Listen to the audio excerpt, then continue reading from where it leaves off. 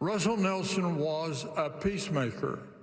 He affirmed, quote, "The gospel net is the largest net in the world. God has invited all to come unto him, black and white, bond and free, male and female. There is room for everyone." President Nelson was our model in loving one another. He loved us, and we felt it. I knew that President Russell M. Nelson had been called of God as a prophet to guide and counsel us. Good afternoon and welcome to the Noon Show. I'm Brooke Walker. Welcome on in. I'm Tamara Vaifanua. We are just coming off a very special, first of its kind broadcast held by the Church of Jesus Christ of Latter-day Saints. It was very special and it was so personal, such a poignant hour. The broadcast was titled A Tribute to Russell M. Nelson and honored the president of the church who passed away Saturday at the age of 101. It really was a moving hour where church leaders in the Tabernacle Choir at Temple Square celebrated President Nelson's life and legacy through word and song. And as we recap that unique hour for you, we've asked our dear friend Carole Mikita to share her insights, because truly few people have observed President Russell M. Nelson's ministry as closely as Carole. As a journalist and religion reporter, she has covered first Elder Nelson and then President Nelson for decades, documenting historic milestones, global trends, tender moments with her ever thoughtful and respectful eye. Today she offers us an insider's view into the life and leadership of a prophet as celebrated in this unique broadcast. It was unique, and I keep using the word special, but you could just feel the specialty of this moment. It was because each person, each speaker had something special and personal to talk about President Nelson. And as you say, unique. I think from the very beginning of his presidency, everything was unique. And so this carries right on through that. I was loosely counting. This wasn't an exact numerical count, but the word love was used at least 36 times, and a dozen of those by President Oaks, who started off the broadcast. And I think that's a beautiful way to remember him. Those words, he constantly was talking about the love of Jesus Christ and our love one to another. And so it's not surprising that no one will forget that. He referred to President Nelson as the prophet of love, which was so symbolic and so true. And he also shared something very personal.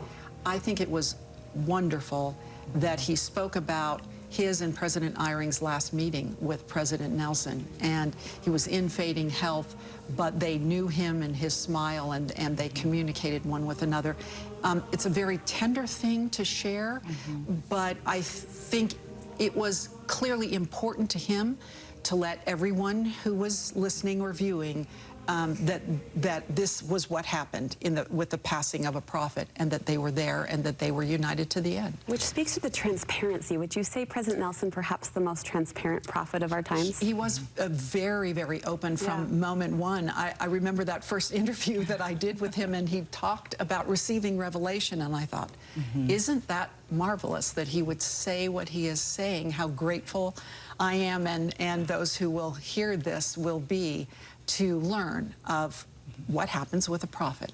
Yeah. Elder Eyring also spoke to that as well, you know, endearing him as the prophet, and something that as he was growing up, he looked up to the prophet as, you know, the extreme, you know, example, and then having served with President Nelson, all the boxes are checked. Truly, and I thought that was a wonderful gradation of prophets. And I remember reading in Sherry Dew's Insight book about President Nelson's contact with prophets. Imagine this, all the way back to George Albert Smith, who he knew his grandsons, and so he was over at President Smith's home just playing and remembering him. That's how far back in church history his personal contact with prophets went. Wow. Susan Porter, the primary general president, shared a really tenured relationship with President Nelson herself. I had no idea that relationship went back so far. Yes, I remember, because at one point in there they are with President Sister Nelson, she and her husband, Elder Bruce Porter, in Russia. And I had some interaction with Elder and Sister Porter in Western Europe years ago, and so I remember them. And so touching, because her husband had poor health more than once. And President Nelson was by his side and blessed him. She talked so beautifully about him coming into the hospital room after a kidney transplant, speaking very quietly and gently and holding his hand.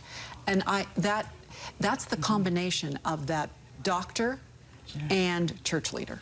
Susan spoke of what she called his quiet dignity, and you talk about that gentleness in the hospital room.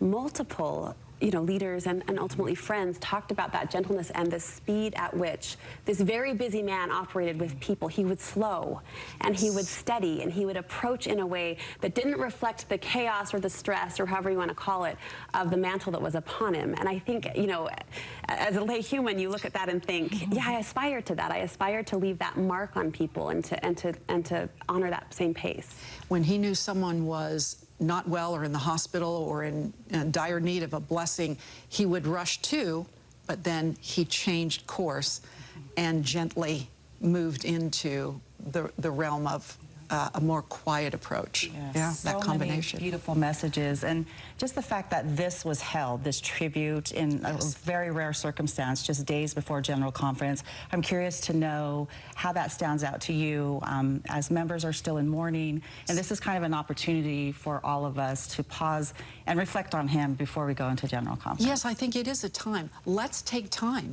and mourn together and pay tribute before a weekend of General Conference when you want to shift a little bit and you're not sure how to feel. So it's a very appropriate, very unique to President Nelson, but he was unique. So it was lovely. It was lovely. And I think of General Conference that you mentioned, Tamara, happening across the street from what Jeffrey R. Holland called President Nelson's signature project. He said, the only regret I have is that President Nelson won't be here to see the completion of his temple, but he said his name will be synonymous with temple building. He was a temple builder. That's right. And he loved being actually on that construction site. Jeffrey Allred, the Church and Deseret News photographer, shared with us being there with him a number of times. And President Nelson saying, can I go up even higher?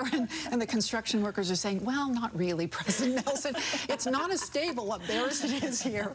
So he was just from the below ground to the very top, he was interested in making sure that it was going to come about as he had envisioned. I love those photographs of him on that site. Elder Holland joked, to those in charge, don't mess it up.